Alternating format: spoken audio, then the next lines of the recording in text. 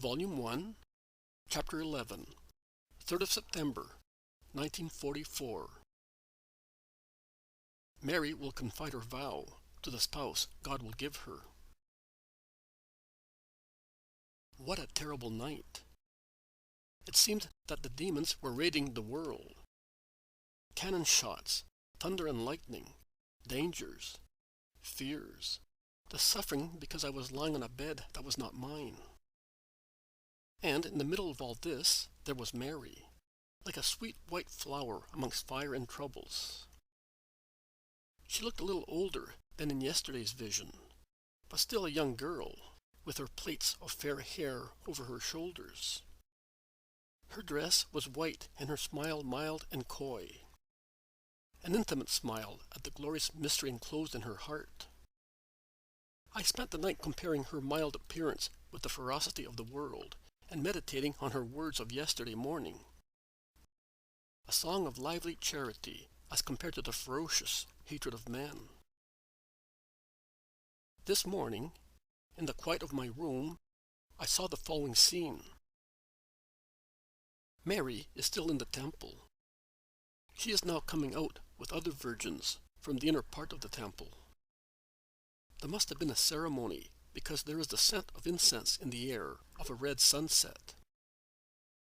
It must be late October, because the sky, already serenely restful as is usual in clear October days, is bending over the gardens of Jerusalem, where the yellow ochre leaves, about to fall, add gold red spots to the silvery green of the olive trees. The crowd, nay, the host of white-dressed virgins, crosses the rear yard, then climbs the steps, goes through a porch and enters another square yard, not quite so splendid, without any other door except the one leading into it. It must be the yard allocated to the small dwellings of the virgins assigned to the temple, because each girl moves towards her cell, like a little dove to its nest. They look like a flock of doves that separate after gathering together. They are all speaking in low but joyful voices before separating. Mary is silent. Before leaving the other girls, she bids them goodbye affectionately, and then goes to her little room in a corner on the right-hand side. One of the teachers, an elderly lady, but not so old as Anna of Phanuel, joins her. Mary, the high priest wants to see you. Mary looks at her somewhat surprised, but does not ask any question. She simply replies, "I will go at once." I do not know whether the large hall which she enters is the house of the high priest, or whether it is part of the dwellings of the women assigned to the temple. I know it is wide and bright, tastefully arranged. In addition to the high priest, a stately man in his robes, there are also Zacharias and Anna of Phanuel. Mary bows down on the threshold and does not enter until the high priest says to her, "Come in, Mary. Do not be afraid." Mary looks up again and slowly moves forward, not because she is unwilling, but because of a somewhat unintentional gravity, which makes her look more of a woman. Anna smiles at her to encourage her, and Zacharias greets her. "Peace to you, cousin."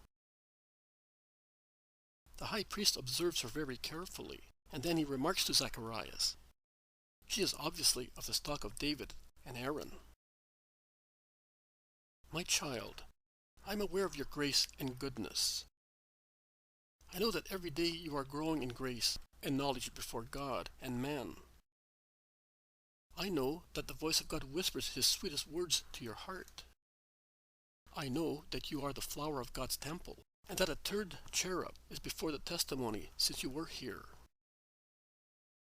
And I would like your perfume to continue to rise with the incense every day. But the law says differently. You are no longer a girl, but a woman. And every woman must be a wife in Israel to bear a son to the Lord. You shall follow the commandment of the law. Do not be afraid. Do not blush. I'm aware of your royalty. The law that prescribes that each man is to be given a woman of his own stock will protect you. But even if that were not the case, I would do so that your magnificent blood might not be corrupted. Don't you know anyone of your stock, Mary, who might be your husband? Mary lifts her face full of blushes. Her eyes are shining with tears, which begin to appear, and with a trembling voice she replies, "No, nobody." It is not possible for her to know anyone, because she came here in her childhood, and David's race has been struck too severely and scattered too widely to allow the various branches to gather like foliage around the royal palm, says Zacharias. We shall then leave the choice to God. The tears that Mary had restrained so far gush out and fall on her trembling mouth. She looks imploringly at her teacher. Mary has consecrated herself to the Lord for his glory and for the salvation of Israel. She was but a little child, just learning to read and write, and she had already made her vow, says Anne, helping her. Is that why you are crying, then? Not because you wish to resist the law? Just for that, nothing else. I shall obey you, priest of God. This confirms what I have been told of you. How long have you been consecrated to the Lord? I have always been, I think. I was not yet in this temple, and I had already given myself to the Lord. But are you not the little one who came 12 years ago and asked me to be allowed to enter? I am.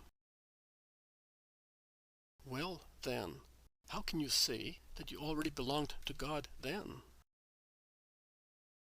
If I look back, I find I was consecrated. I do not remember when I was born. Neither do I remember how I began to love my mother and to say to my father, "Father, I am your daughter." But I remember that I gave my heart to God, although I do not know when it started. Perhaps it was with the first kiss that I was able to give, with the first word that I learned to say, with the first step that I took.